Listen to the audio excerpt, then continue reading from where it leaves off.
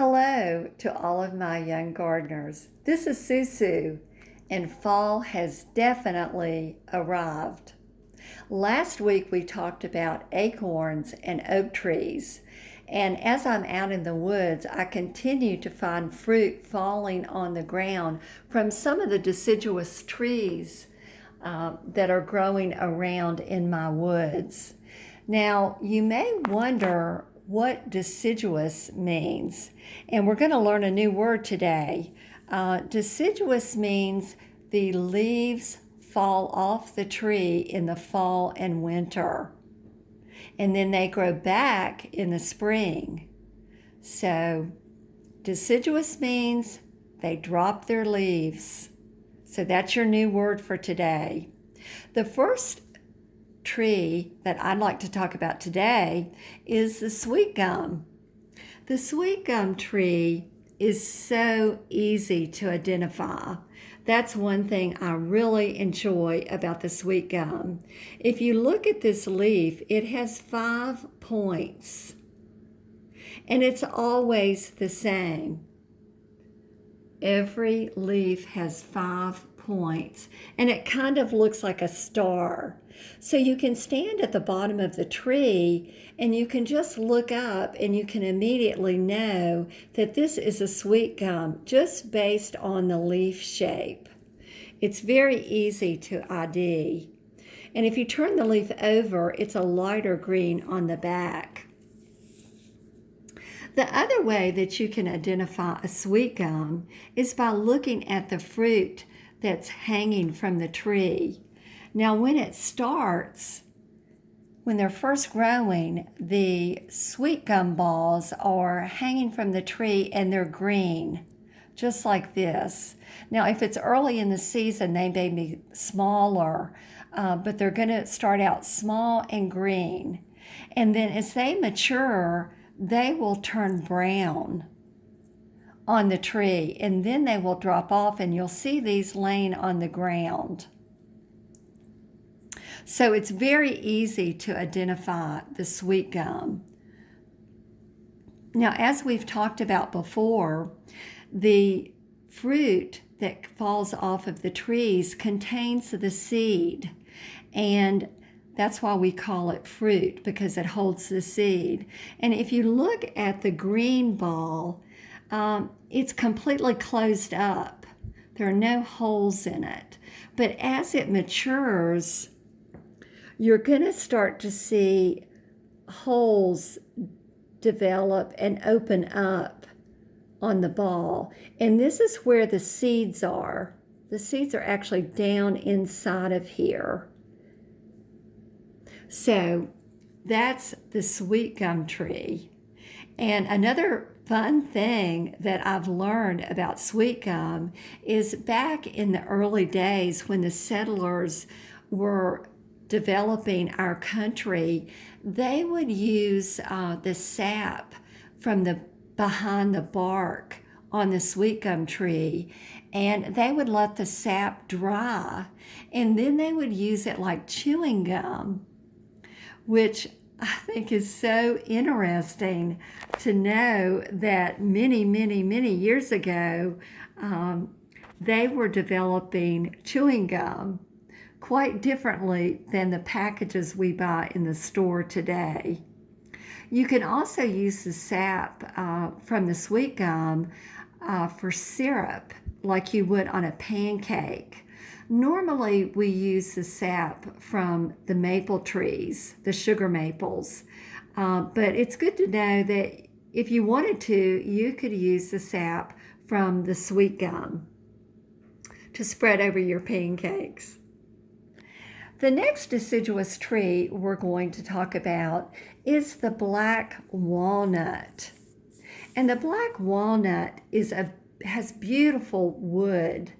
It's really prized for making furniture, for cabinets, really lots of different things. And it has a very hard wood as well.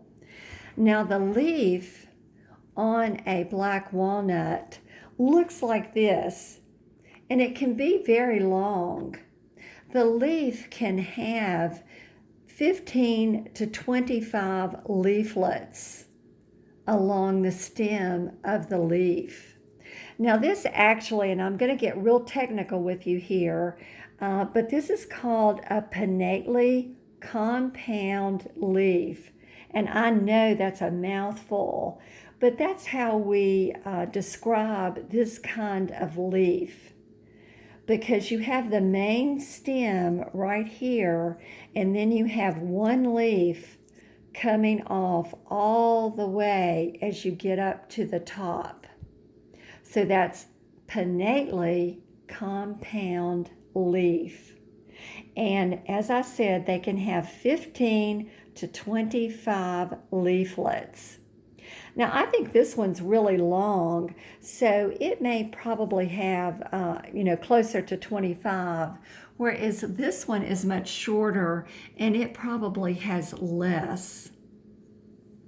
So that's one way that you can help yourself identify a black walnut tree. Another way is to look at the fruit that will be hanging from the tree. Now, when they start out, they're going to be green, and this is pretty big. I mean, this is like a tennis ball size. They're quite large, and they start out green like this, and they're in a husk. This outer shell is called a husk. And they start out green like this, and then when they fall to the ground, they start to deteriorate. They start turning black and they start to rot.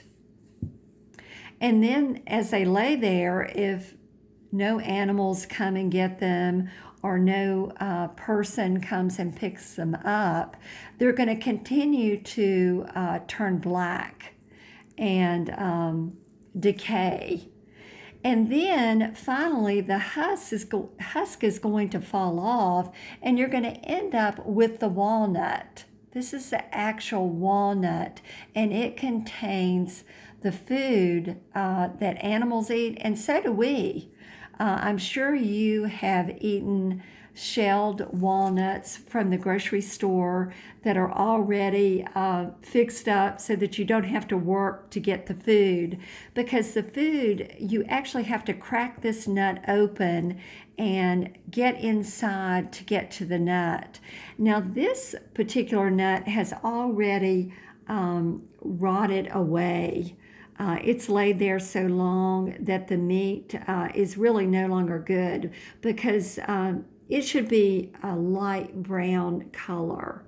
But you can see the inside of the shell looks like a heart on the inside, which is kind of nice. Another thing that you can use the walnut husk for is you can put this in water, a lot of them, and it will create a dye to color fabric. I actually have used dye from walnut husk to color baskets that I've made, and it really produces a very pretty tan colored look to the basket. It looks very natural, and when I used to make baskets, I would gather the walnuts and create dye just to use for my baskets, and they were very pretty, and I really enjoyed doing that. So that's the black walnut. The next deciduous tree we're going to talk about is the hickory. Now, hickories can be very challenging to identify, especially the red and the pignut hickory. And the reason it's difficult is they both can have 5 leaflets on their leaf. This is an entire leaf.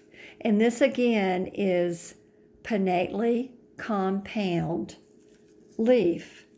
and it has 5 leaflets. And the red and the pig nut can both have 5, or they can have more. They can have 7. Another similarity is the fruit that falls from the tree. They look very similar. The red hickory will split all the way to the base in a lot of cases. As you can see, these hickory nuts, a lot of them are splitting all the way down the side. And again, this is the husk that's on the outside. And the nut, which is right here, is the actual nut. And when you break it open, this is what it looks like. And again, unfortunately, the meat in the hickory has decayed, so it's not, you wouldn't want to eat it at this point. And there are some hickories that you really don't want to eat because they really have a bitter taste to them.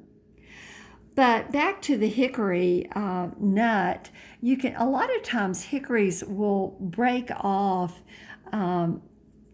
they'll split into like 4 different places to expose the actual nut. You know, this is just the husk. So while the red hickory will split all the way to the base, and I'm really leaning towards this being a red hickory just because of that, because the pig nut doesn't necessarily do that.